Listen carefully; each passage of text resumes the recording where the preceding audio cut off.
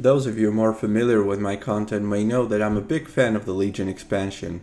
Unfortunately, as of right now, there is no Legion private server that would check all the boxes for me to actively want to play there. That being said, there are many Legion private servers to choose from, some of which, even though are not good enough for me, may be good enough for you.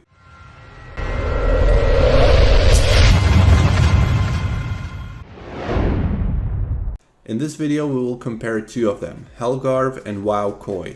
Two very comparable yet very different Legion private servers.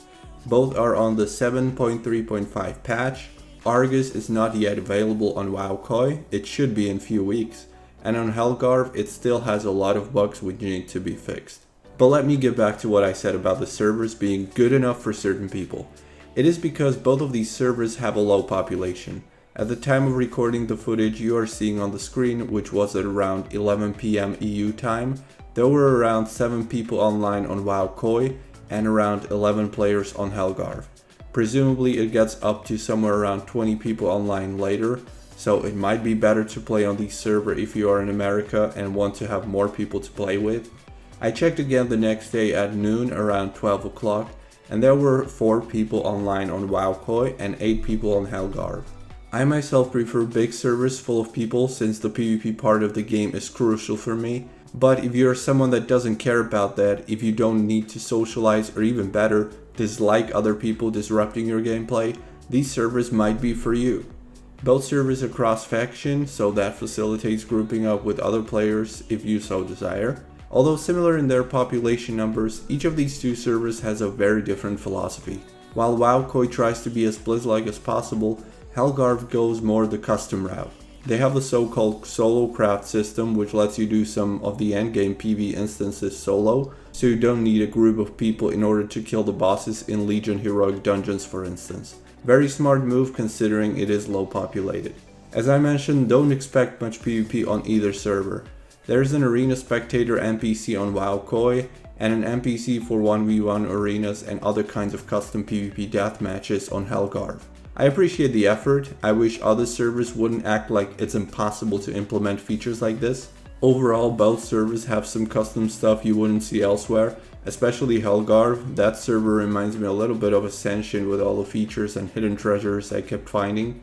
If I wanted to mention all the custom and new things I have found on the server, I would have to spend several minutes just talking about that. Both servers reward you for actively playing too. The XP rate on WoW Koi is ×5 for levels 1 to 60, ×3 for levels 60 to 100, and ×1 for levels 100 plus. XP rates for Hellgarve are ×5, ×1 world XP and ×5 with quests, with ×5 rates for loot and ×1 rates for professions. I have to tell you, the ×5 loot was getting pretty annoying when I ran one of the Warlords of Draenor dungeons and had my bags almost full of stuff after just one run. Both servers also have double XP weekends. Hellgarve regularly gives players different opportunities to get their character boosted via promo events. When you create a character on WoW Koi, you appear in Stormwind or Orgrimmar, not in your race's starting zone. There is an NPC in Stormwind or Orgrimmar that lets you boost one character per account for free to level 100 with gear for all specs included, and you can get a level 100 boost on Hellgarve for 2 vote points. These points you can get instantly upon registering and voting. The level boost also includes gear and mounts.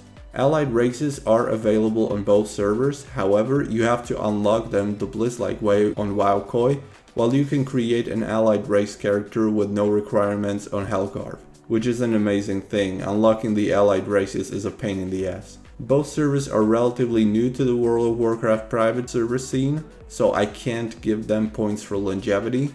As with most smaller private servers, you can expect a friendly staff, game masters at your disposal most of the time responding really fast to any questions or issues. Both servers have an active Discord channel and also have their own websites, their own donate currencies with which you can purchase different items on the shop or even get items or boosts for free during various promo events and so on. Both servers have bugs, let's get that out of the way. These are not your top 5 WoW private servers when it comes to functionality, but they are good enough. Most bugs are not too annoying, and if there is an issue you are not able to deal with yourself, contacting the support and getting help shouldn't take too long. Just don't expect flawlessness like Tauri's mop or something like that. And that's been my little review and comparison of the two Legion servers with a potential and a passionate team behind them, but with a very long way to go. Wishing all the best to both. I'm not saying one is better than the other, they're just similar in some ways and different in others. You choose what you prefer. If you want to know what other options are there as far as Legion private servers go, check out one of my other videos. Thanks for watching and see you in the next one.